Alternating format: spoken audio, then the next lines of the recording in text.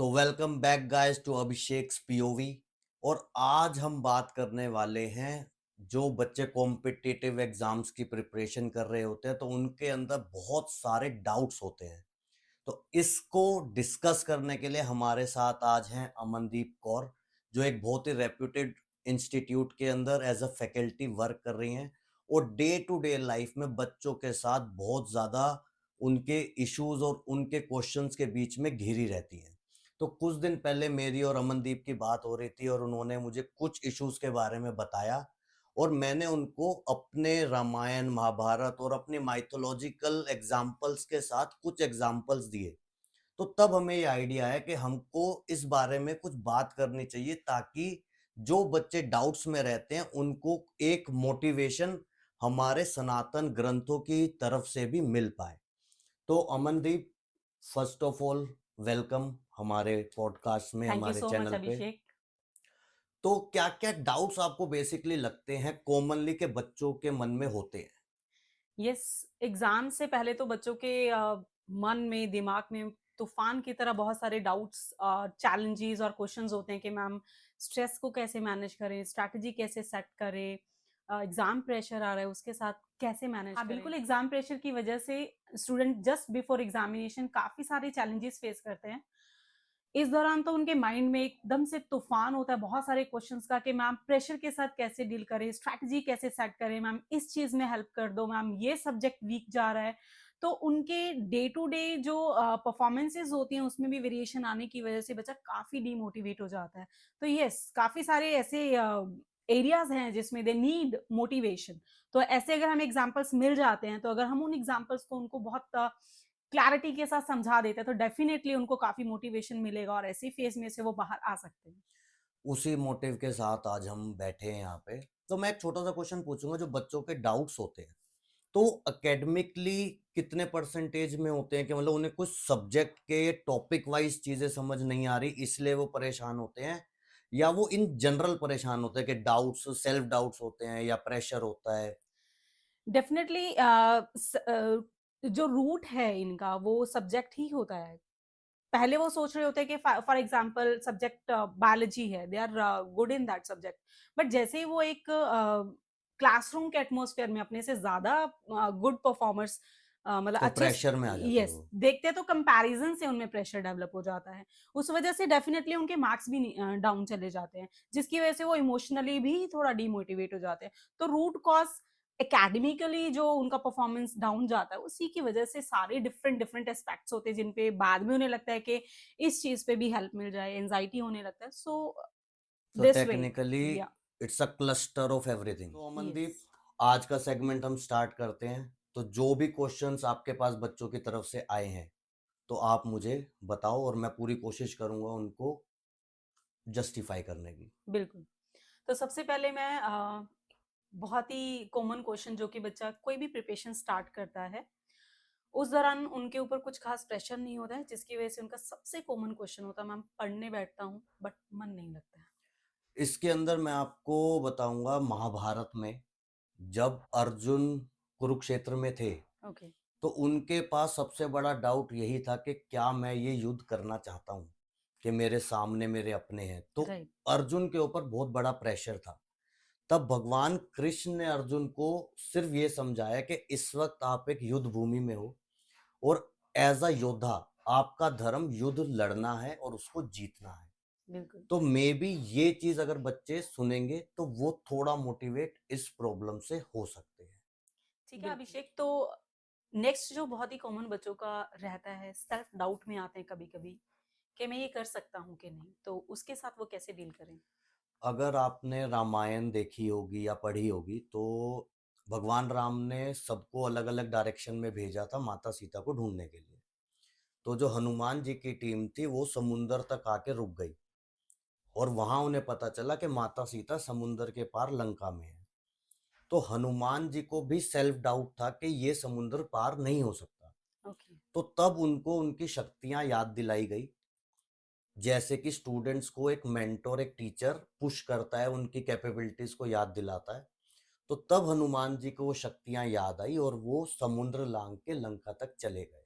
तो जो भी बच्चे सेल्फ डाउट्स में हैं, अगर वो हनुमान जी के बारे में पढ़ेंगे या ये हमारी वीडियो देखेंगे तो मे बी वो थोड़ा बहुत मोटिवेट इससे हो जाए।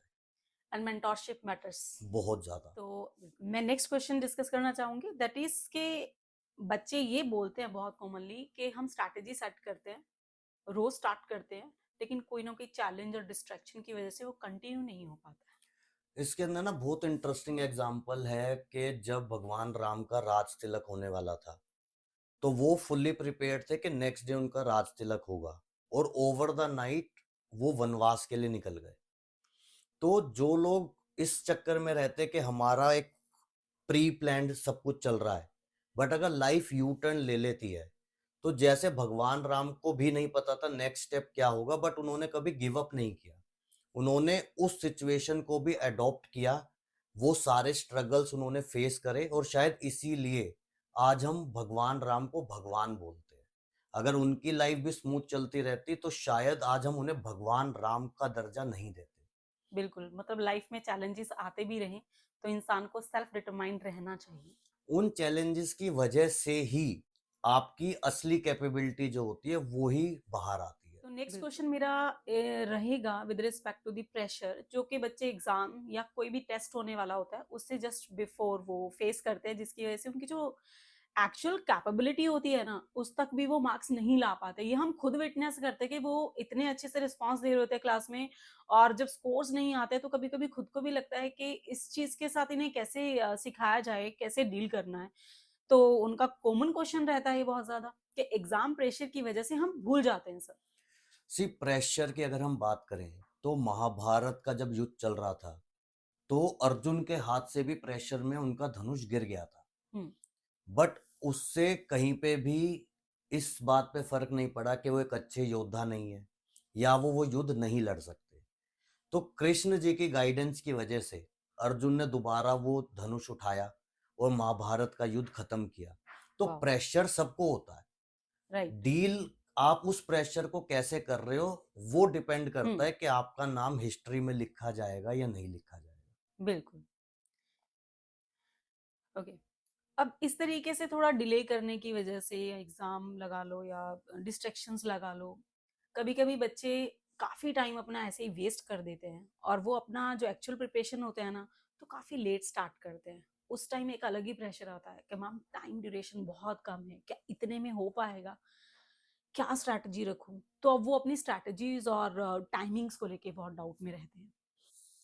देखो इसके अंदर अगर आपको पता हो कि महाभारत का युद्ध ना 18 दिन चला था, और ऐसा नहीं होता कि पहले ही दिन उस युद्ध का अंत हो गया। तो डिपेंड करता है कि आप कब जीते से ज्यादा आपने गिव अप कब किया। राइट। तो लेट आपने स्टार्ट तो की है चीज, बट क्या आप उसको एंड तक लेके गए? क्या आपने डे वन पे ये सोच लिया कि हाँ कि भाई मैं तो इस युद्ध में बहुत पीछे हो गया तो मैं इस युद्ध को छोड़ दूं? बट अगर आप उसे लड़ते रहोगे तो एक दिन ऐसा आएगा कि आप उसको सक्सीड कर जाओगे। जीत के बाहर निकलोगे। हाँ। बिल्कुल। ओके। आजकल के बच्चे बहुत सारी चीज़ों के साथ डील करते हैं, जिसकी वजह से बहुत सारे थॉट्स उनके माइंड में दौड़ने लगते हैं। कभी अपना कंपैरिजन किसी से कर लिया या अपनी स्ट्रैटेजी को लेके डाउट में आ गए, या सेल्फ डाउट में आने की वजह से they go into overthinking. Overthinking उनको ड्रेन कर देती है। So how to deal with the overthinking, and overthinking के लिए क्या ऐसा हमारा स्ट्रॉन्ग एग्जाम्पल है जो बच्चों को इस चीज़ को समझने में हेल्प कर सकता है? देखो ओवर थिंकिंग का तो सबसे बड़ा एग्जाम्पल महाभारत में जब भगवान कृष्ण ने गीता का ज्ञान अर्जुन को दिया था तो युद्ध शुरू हो चुका था, और अर्जुन बहुत ज्यादा ओवर थिंक कर रहे थे कि मेरे सामने मेरे अपने हैं, मेरे गुरु हैं, मेरे भाई हैं। तो उस पॉइंट पे ओवर थिंकिंग से ज्यादा काम करता है फोकस। कि फोकस भगवान बिल्कुल। कृष्ण ने जो अर्जुन का सेट किया कि भाई आपका फोकस इस वक्त सिर्फ युद्ध जीतना है। अगर वो लोग आपके अपने होते या फिर वो होते तो वो सामने होते ही नहीं। बिल्कुल। तो अगर आप एक बैटल फील्ड में हो तो exam is also a battle field. तो आपके जो भी फ्रेंड्स हैं, आपके कलीग्स हैं, या जो भी वो एग्जाम दे रहे हैं वो सब आपके कंपटीशन ही है। तो अगर आप अपने फोकस पे रहोगे कि मुझे ये एग्जाम क्लियर करना है, इररिस्पेक्टिव कि आपका फ्रेंड क्या कर रहा है या क्या नहीं कर रहा है, तो आप वो exam I right. Guess 100% clear कर जाओगे। ओवर थिंकिंग करके आप सिर्फ अपना टाइम वेस्ट करोगे और अपने आप को डीमोटिवेट करोगे। बिल्कुल, जब आपको टारगेट ही क्लियर है, तो टारगेट को अचीव करने के लिए उसके रास्ते में जो भी चीज़ आ रही है, वो आपको डिस्ट्रैक्ट कर रही है, ओवरथिंक करवा रही है, तो उसके ऊपर ध्यान देने के बजाय टारगेट पे देखोगे तो definitely you will achieve that. जैसे हम क्लासरूम्स देखते हैं, तो हर एक क्लास के अंदर डाइवर्सिटी ऑफ स्टूडेंट्स होता है। तो हर एक स्टूडेंट एक दूसरे के साथ कंपेयर करता है अपने आप को। एवरेज परफॉर्मर्स जो होते हैं वो थोड़े से अपने से गुड परफॉर्मर्स के साथ कंपेयर करके थोड़ा सा डीमोटिवेट हो जाते हैं। They develop a fear of failure. So we try to motivate them. So please give me an example from our mythology देखो, टू सपोर्ट दिस। कंपैरिजन का सबसे बड़ा एग्जाम्पल हम ले सकते हैं महाभारत में से कर्ण का। क्योंकि कर्ण को बचपन से लेके बड़े होने तक हमेशा एक कंपटीशन करना था, और प्लस उनको कंपैरिजन में हमेशा डीमोटिवेट किया गया कि तुम सूत पुत्र हो, तुम राजाओं के साथ नहीं लड़ सकते। तो इस चक्कर में उनकी पूरी लाइफ एक मोटिव बन गई कि नहीं, मेरे को सक्सीड करना है। और जहां तक बात फेलियर की है, तो कर्ण का फेलियर सिर्फ कहते कि उनका पक्ष चुनना था कि वो राइट साइड नहीं थे और रॉन्ग साइड थे। बट आज भी इवन आफ्टर कर्ण फेल हुए, स्टिल हम उनको एज अ वॉरियर ही रिस्पेक्ट करते हैं। तो अगर कोई बच्चा फेल भी होता है, तो वो डीमोटिवेट इस चीज से ना हो कि भाई मैं फेल हो गया। डिपेंड करता है कि आपने अपना कितना इनपुट उसमें दिया, आपके एफर्ट्स उसके अंदर क्या थे।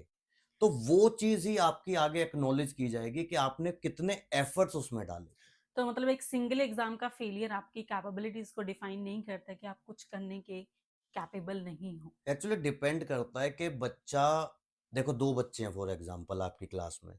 एक बच्चा है जो दिख रहा है कि वो हार्ड वर्क कर रहा है राइट। और वो तब फेल हो गया। राइट। और एक बच्चा है जो बहुत ही लीनियंट था, राइट। उसने कोई पढ़ाई नहीं करी और वो फिर फेल हो गया।